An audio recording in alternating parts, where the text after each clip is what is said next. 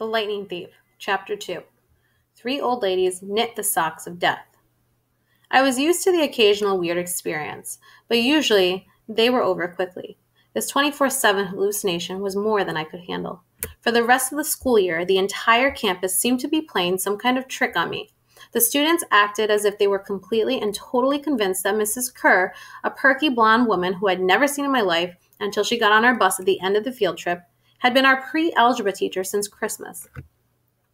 Every so often, I would spring a Mrs. Dodds reference on somebody just to see if I could trip them up. But they would stare at me like I was a psycho. It got so I almost believed that Mrs. Dodds never existed.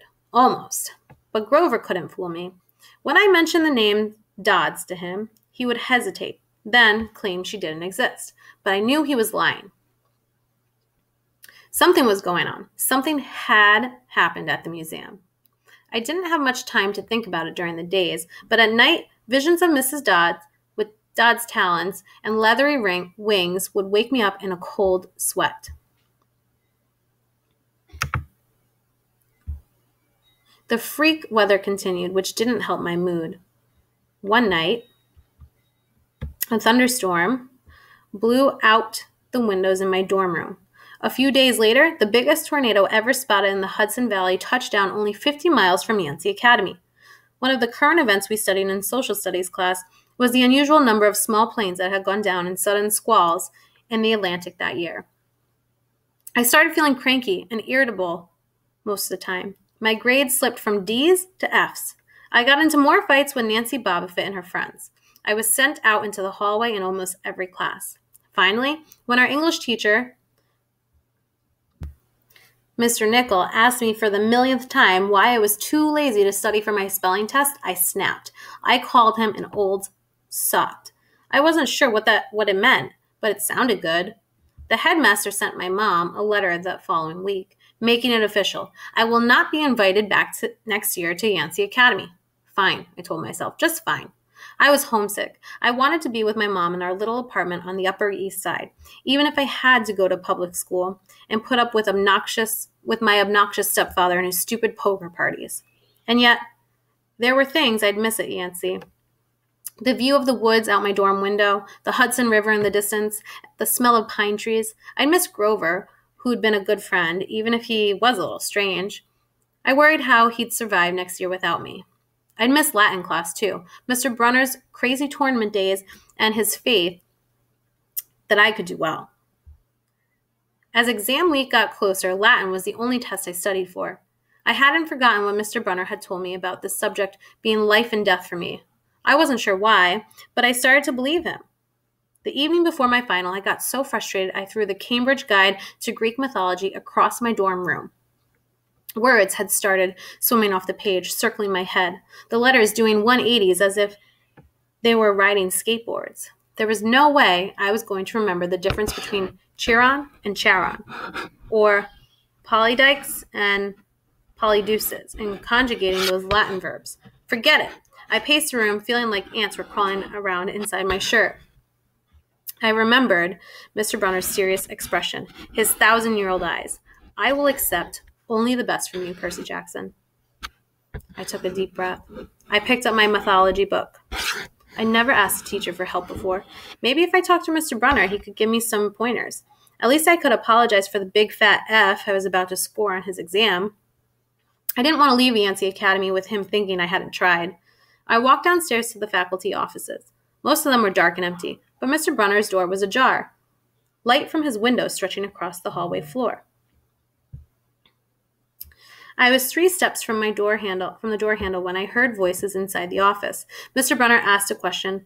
A voice that was definitely Grover said, "Worried about Percy, sir." I froze. I'm not usually an eavesdropper, but I dare you to try not listening if you hear your best friend talking about you to an adult. I inched closer. "Alone this summer," Grover was saying. "I mean, a kindly one in the school. Now that we know for sure, and they know too, we would only make matters worse by rushing him," Mr. Brunner said. "We need the boy to mature more. But he may not have time, the summer solstice deadline." will have to be resolved without him, Grover. Let him enjoy his ignorance while he still can. Sir, he saw her. His imagination, Mr. Brunner insisted. The mist over the students and staff will be enough to convince him of that.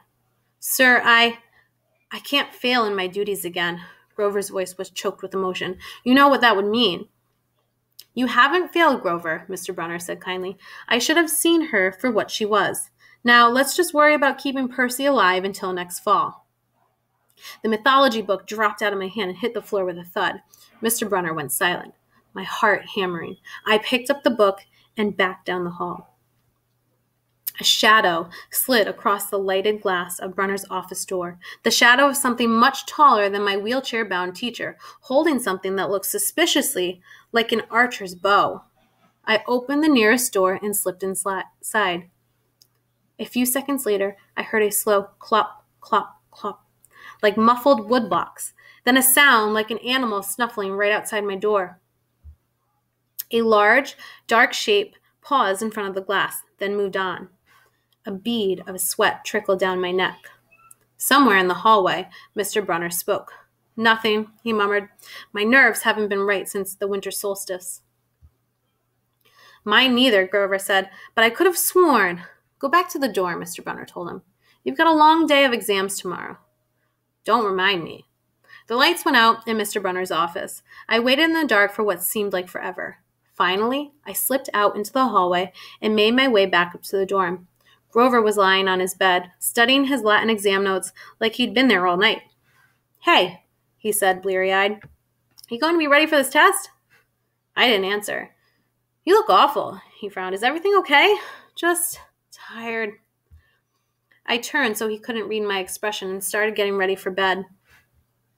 I didn't understand what I'd heard downstairs. I wanted to believe I'd imagined the whole thing. But one thing was clear.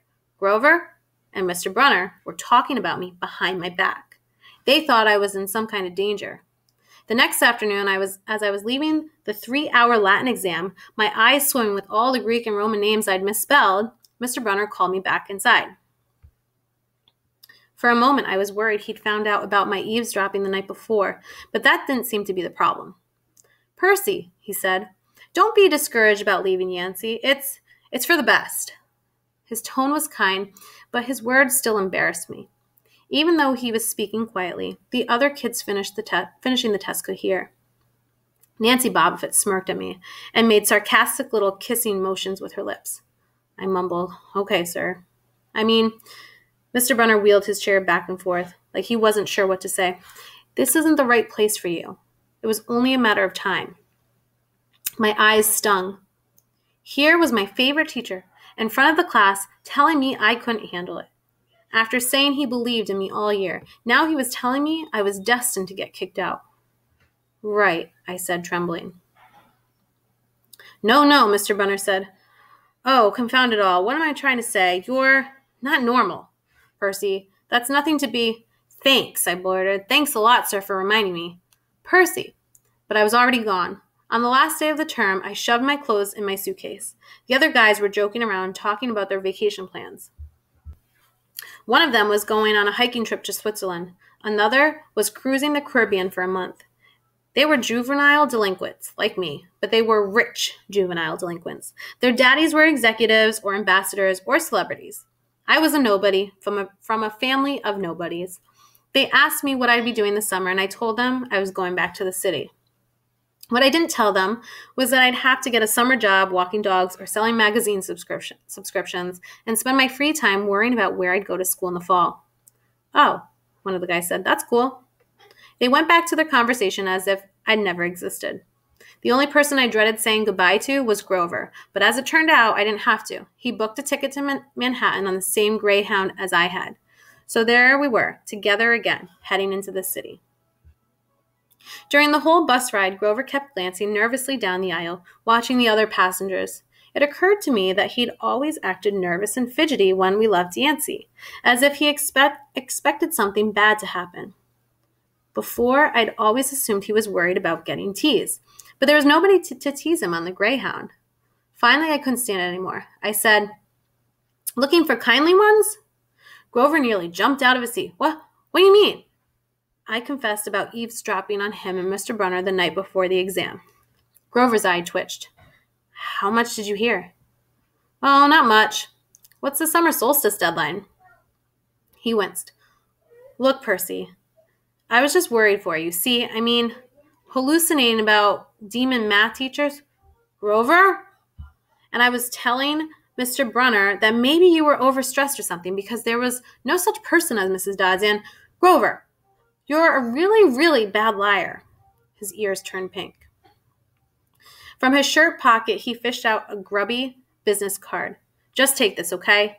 In case you need me this summer. The card was in fancy script, which was murder on my dyslexic eyes. But I finally made out something like Grover Underwood, Keeper, Half-Blood Hill, Long Island, New York.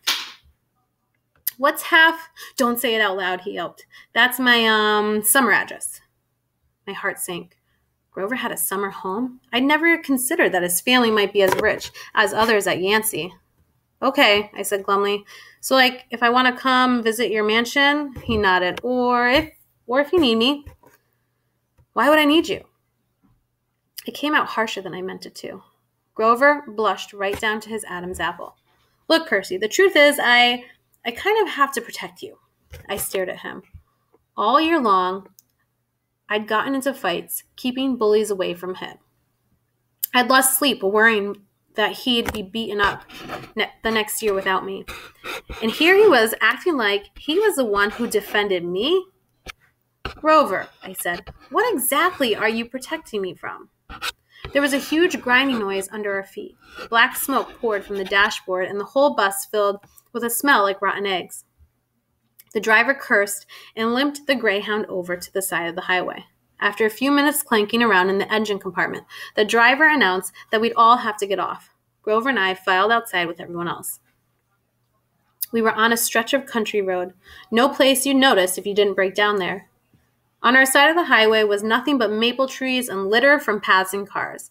On the other side, across 4 lanes of asphalt shimmering with afternoon heat, was an old-fashioned fruit stand. The stuff on sale looked really good. Heaping boxes of blood-red cherries and apples, walnuts and apricots, jugs of cider, and a clawfoot tub full of ice. There were no customers, just 3 old ladies sitting in rocking chairs in the shade of a maple tree, knitting the biggest pair of socks I'd ever seen. These socks were the size of sweaters. But they were clearly socks. The lady on the right knitted one of them. The lady on the left knitted the other. The lady in the middle held an enormous basket of electric blue yarn. All 3 women looked ancient, with pale faces wrinkled like fruit leather, silver hair tied back in white bandanas, bony arms sticking out of bleached cotton dresses. The weirdest thing was, they seemed to be looking right at me. I looked over at Grover to say something about this and saw that the blood had drained from his face. His nose was twitching. Grover? I said. Hey, man, tell me they're not looking at you. They are, aren't they? Yeah, weird, huh? You think those socks would fit me? Not funny, Percy. Not funny at all. The old lady in the middle took out a huge pair of scissors, gold and silver, long-bladed like shears. I heard Grover catch his breath. We're getting on the bus, he told me. Come on. What? I said. It's 1,000 degrees in there. Come on. He pried open the door and climbed inside, but I stayed back. Across the road, the old ladies were still watching me. The middle one cut the yarn, and I swear I could hear that snip across the 4 lanes of traffic. Her 2 friends balled up the electric blue socks, leaving me wondering who they could possibly be for, Sasquatch or Godzilla? At the rear of the bus, the driver wrenched a big chunk of smoking metal out of the engine compartment. The bus shuddered, and the engine roared back to life. The passengers cheered. Darn right, yelled the driver. He slapped the bus with his hat. Everybody back on board. Once we got going, I started feeling feverish, as if I'd caught the flu. Grover didn't look much better. He was shivering and his teeth were chattering. Grover? Yeah? What are you not telling me? He tapped his forehead with his shirt sleeve. Percy, what did you see back at the fruit stand? You mean the old ladies? What is it about them, man? They're not like Mrs. Dodds, are they? His expression was hard to read, but I got the feeling that the fruit stand ladies were something much, much worse than Mrs. Dodds. He said, just tell me what you saw. The middle one took out her scissors and she cut the yarn. He closed his eyes and made a gesture with his fingers that might have been crossing himself, but it wasn't. It was something else, something almost older. He said, "You saw her snip the cord?" "Yeah, so?" But even as I said it, I knew it was a big deal.